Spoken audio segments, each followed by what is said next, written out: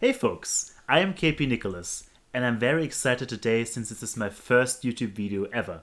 But I'm very glad to talk about one of my favorite shows, ABC's Once Upon a Time. Some of you may be asking, what is Once Upon a Time? Once Upon a Time is a fantasy series that reimagines the origins and life stories of fairy tale characters, especially the Disney incarnations. The basic premise is that the headhunter Emma Swan is visited on her 28th birthday by her estranged son Henry Mills, who she put up for adoption immediately after his birth. Henry is thrilled to meet his biological mother, especially since she has to break the curse. Emma drives Henry back to his hometown Storybrooke and meets Henry's adoptive mother Regina. Henry explains that Regina is actually the evil queen from the Snow White fairy tale, who has created Storybrooke with a dark curse to steal the happy ends from every fairy tale character. The citizens of Storybrooke. Time is frozen. No one can remember their old lives in the enchanted forest. According to Henry, it is Emma's fate as the daughter of Snow White and Prince Charming to break the curse and bring back the happy ending. What Emma doesn't know is that Henry is completely right. Even though she doesn't believe his tale, she takes the opportunity to get to know her son. She finds an ally in Mary Margaret Blanchard, her son's school teacher, who's also Emma's real mother, and also Snow White. However, there's also the wrath of Regina and the cunning of the mysterious Mr. Gold. So this is the outline of the plot in the present. Every episode consists of a plot in Storybrooke, the human world, and a flashback to the fairy tale world, the enchanted forest. So what we are going to do is to take every flashback from season 1 by one, and put them into a logical order of events. We will look at the clues and necessities, and we will throw in some creative guessing for good measure. We will also discuss some problems that might arise. The timeline of season 1 is pretty airtight, but trust me, there will be some problems later on. Now we could say that if there's a problem that we could just say it's just lazy writing. But where's the fun in that? So we'll come up with some theories. I always prefer a crazy theory over a plot hole accusation. Feel free to add your own theories in the comments. This will give us a basic structure to add the flashbacks of the following seasons and maybe the flashbacks of the spin-off Once Upon a Time in Wonderland.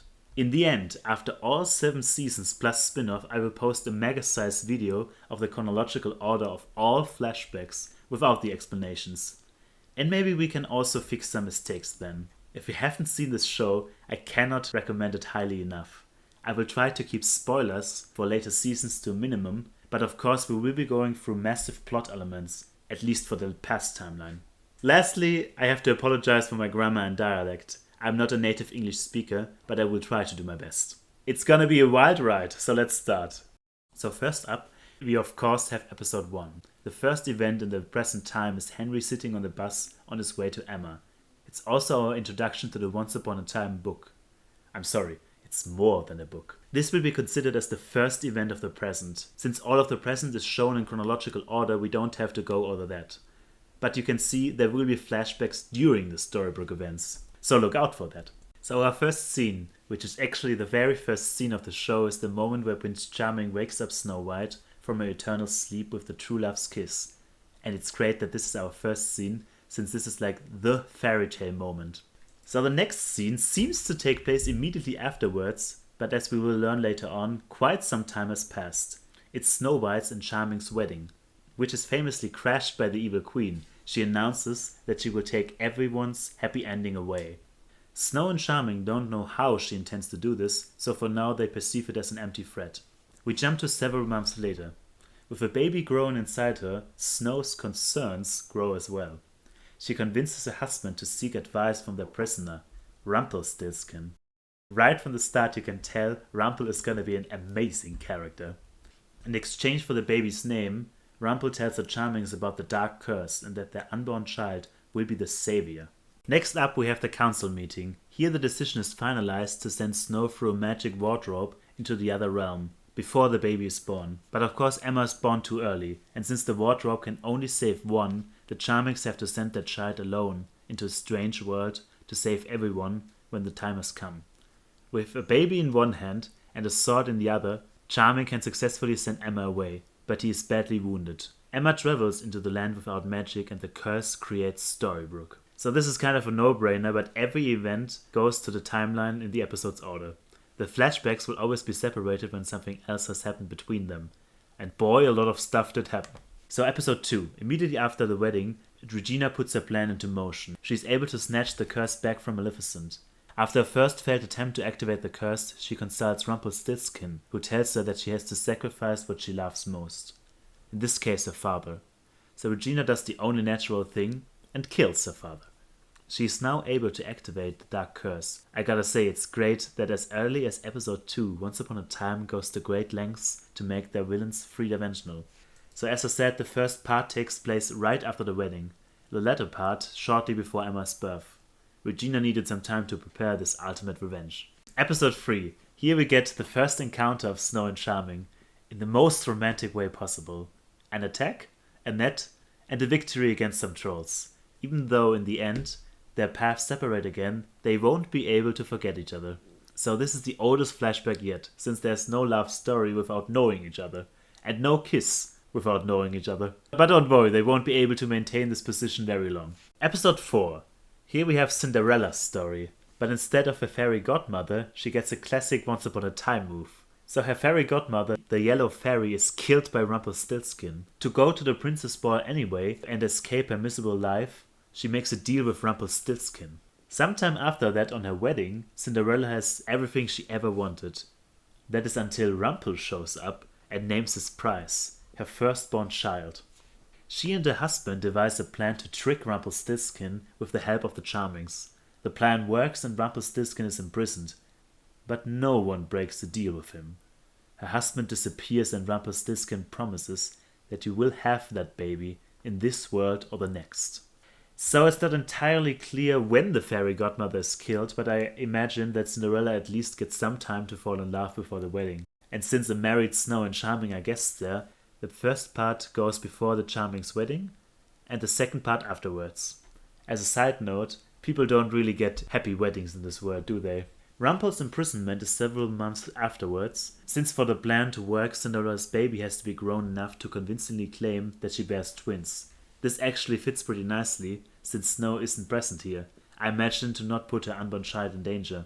The next event is the visit in Rumpel's cell, since Snow would want to ask him her questions when she has the opportunity. In episode 5 we get Jiminy Cricket's story. First up we get a young Jiminy Cricket who dreams to be free of his parents-centered life. Next up, adult Jiminy Cricket accidentally curses the parents of Geppetto, transforming them into wooden puppets. He asks the blue fairy to take on a new form, that of a cricket. He becomes Geppetto's patron. Ever wondered why he is a cricket? Now you know why. So the timeline will only get more messy in the future. So I decided to include some actors' ages into the mix. Of course it is possible to reverse aging with magic. We get, however, a pretty good orientation with non-magic characters like Geppetto. If season 1 takes place in 2011, plus time was frozen for 28 years, we land in this case in 1927. But the fact alone that Geppetto is a child, maybe 10 years old, tells us this takes place all the way back. We now have a new oldest flashback, but like Snow and Charming, other characters will take this place. You see, Rumpelstiltskin is already alive and kicking as well. For episode 6, we get more background on Prince Charming. He has a twin brother who is brutally killed. Unfortunately, the kingdom of his father, King George, depends on a deal he made with King Midas to kill a dragon. Rumpelstiltskin arranges for David, who is just a shepherd, to take his place. He's able to kill the dragon, but unable to leave again, since he's arranged to marry Midas' daughter, Abigail. We can put this right before the first meeting of Snow and Charming, since it is actually shown at the end of the episode that Snow is waiting for them, ready to attack. Episode 7. The Heart is a Lonely Hunter. After the funeral of King Leopold, Snow is forced to leave her home. The huntsman, who Regina has ordered to kill Snow and cut her heart out, takes pity on her. But he has to pay a great price. Regina rips his heart out, literally, and he becomes her slave. This is the kickstart event of the Snow on the Run time period. This and their romance with Charming is one of the most heavily featured time periods in the flashbacks, especially in season 1. So we can put it right at the start of this time. In episode 8, we finally get an episode all about Rumpelstiltskin. Rumpelstiltskin, determined to save his son Balthazar from being drafted to the Ogre War, kills the Dark One Zozo after being tempted to do so. He is successful in saving Balthazar, but he has to pay a high price. He becomes the new Dark One. He, who never had any power, now has all the power in the world. So this goes all the way up to the beginning. Rumpelstiltskin takes the place for the oldest flashback, and he's going to hold it for quite some time. He is the oldest character, aside from the Blue Fairy, we meet in Season 1. In Episode 9 we meet Hansel and Gretel, who are able to obtain the apple from the gingerbread house for Regina. Regina, in turn, burns the blind witch alive. Regina, thankful as ever, curses the kids and their father to never find each other again. For now, at least. So we get a pretty big clue for the timeline in the scene where Regina is watching Snow, who has just been taken in by the 7 dwarfs. And Regina doesn't know when this happened, but I can imagine it's not too far back, since Regina would try to have a close look on Snow at all times. The exact same scene can be seen in the following episode, so we can safely place it here. Speaking of the next episode, the Snow and Charming saga continues, and this is a big one. First we have Snow making a deal with Rumpelstiltskin to make her forget her love for Charming. She gets a potion in exchange for her hair. After receiving a message via bird from Charming, Snow infiltrates the castle. However, King George forces her to tell Charming that there's no love between them. Otherwise, King George would have killed him. In the shenanigans, Snow meets Grumpy and helps him to flee the castle's prison. But Stealthy, the 8th dwarf, pays with his life. Snow, heartbroken, is taken in by the dwarves and becomes part of their family. I love this existence of an 8th dwarf. Maybe dwarves always operate in groups of 8, since one is missing, they became known as the 7 dwarfs. The pain proves to be too much and Snow drinks Rumpel's potion. Charming doesn't buy the story, however, and flees the castle. In the forest, he meets up with Red. In episode 11, we go back once again. Snow's father finds the Wonder Lamp and frees the genie. He even trades one of his wishes to him. In his castle, he falls in love with Regina and agrees to kill the king for her. King Leopold dramatically says, "You were right. I never should have made a wish." The genie should have taken this advice to heart. He accidentally wishes himself into the mirror after having made the wish to never leave Regina's side. He is in a prison once again. Naturally, this goes right in front of the funeral of King Leopold since, he just died. Next up is one of the best episodes of Season 1, but also one of the toughest to place for this timeline. It's Once Upon a Time's own spin on Beauty and the Beast. The Beast is Rumpelstiltskin. Rumpelstiltskin ends the Ogre War for Belle's kingdom. However, she has to agree to become his mate for the rest of her lifetime. Months pass and Rumpel and Belle grow closer. However, Rumpel ultimately sends her away, being convinced that no one could ever love him. So all of this has to be a trick or a deception. Now he has nothing left, except for a chipped cup. Lastly, Regina visits Rumpel to tell him that Belle is dead.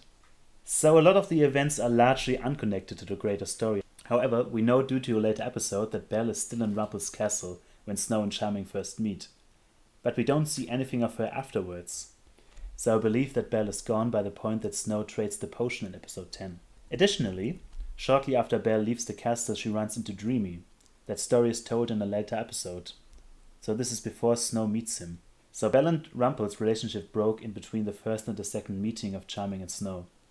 As for the beginning, I'd place it after Snow left her home, simply because I think it wouldn't take too long for Rumpel to fall for Belle and for Belle to express the desire to learn more about her captor. But we still have to calculate with quite some time. In episode 13, Charming, having just escaped King George's marriage plans, is found by Abigail's man. In order to secure her happiness, he faces the siren and kills it. With the water of Lake Nostos, they can free Abigail's fiancé Frederick, who got turned into gold by her father. Charming, with a new sense of determination, embarks to find Snow. This is where he meets Red, adding to the scene from episode 10. So this takes place after the events of episode 10, but before Snow takes the potion, since Grumpy must have learned earlier that the prince is gone. In the beginning of episode 14, the dwarf Dweemy is born after he was touched by fairy dust.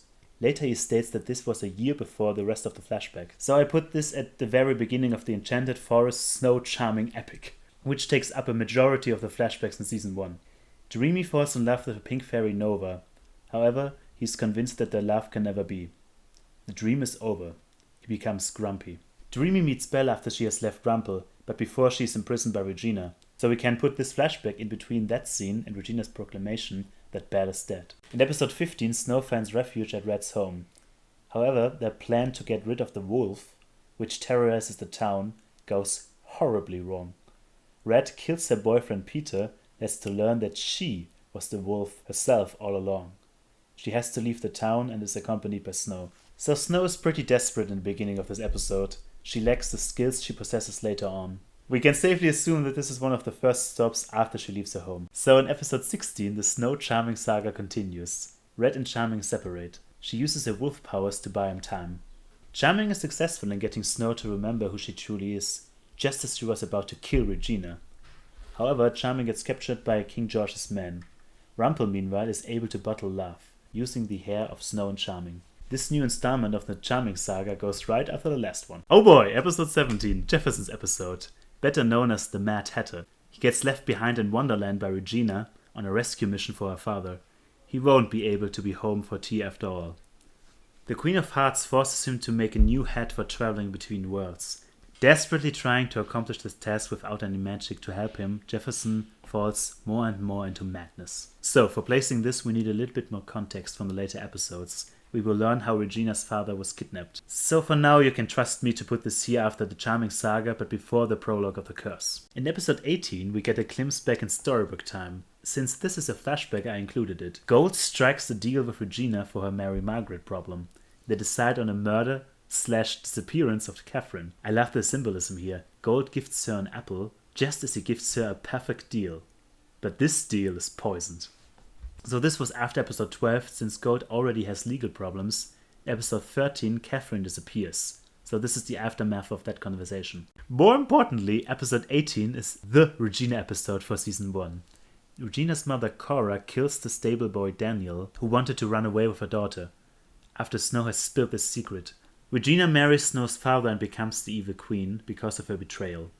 The evil queen isn't motivated by jealousy, but rather by the desire to avenge her lost love, out of the feeling of utter betrayal. We meet a young Regina who I assume is around 18, so considering Lana Parilla's age and the assumption that Regina hasn't used any magic to age more slowly, this is supported by the fact that Snow is 8 years younger than Regina, as it is the case in the present day. This flashback takes place around 1974. So Regina is older than Snow, but not older than Jiminy Cricket. So this place fits. Next up, another great episode. Seriously, these 3 consecutive episodes are like one of the best runs of the entire show. Here we learn what happened to Rumpel's son Balfire. Since the magic is corrupting his father and the family dynamic, Balfire wants to travel with his father to a land without magic, where he wouldn't have to carry the burden of his curse. He gets a magic bean from the Blue Fairy. However, Rumpelstiltskin is unable to separate from his dagger and power and sends Balfire alone to the land without magic, instantly regretting this decision. Rumpel wants to get his son back and learns about the possibility of the Dark Curse, which is his only way to get his son back. Personally, I always found the Blue Fairy in this scene pretty sus. She basically tells him about the Dark Curse and claims she can't lie, even though she totally does in the next episode. Timeline-wise, we can put this to the second slot. It's a continuation of Rumpel's Dark Curse origins after all. In episode 20, we finally learned the true identity of August. It's Pinocchio. At first I was a little let down by this, but then the episode made me realize how perfect this twist is. So first Pinocchio is resurrected and made into a real boy after having drowned while saving Geppetto's life. He's going to stay a real boy as long as he is brave, truthful and unselfish. So this is one of the hard ones. I'd imagine this hasn't occurred too long before the curse, since Pinocchio isn't noticeably older when the curse strikes.